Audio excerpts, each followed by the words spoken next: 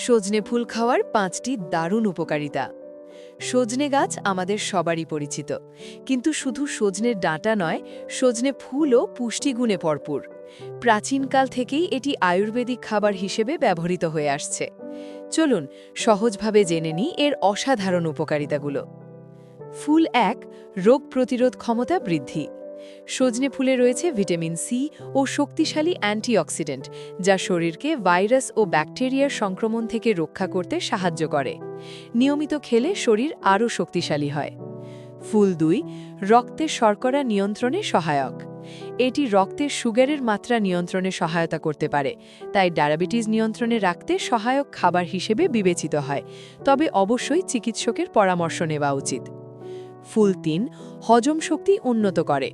সজনে ফুলে থাকা প্রাকৃতিক ফাইবার হজমে সাহায্য করে। গ্যাস, অম্বল ও কোষ্ঠকাঠিন্য কমাতে এটি উপকারী। ফুল 4, প্রদাহ ও ব্যথা কমাতে সাহায্য করে।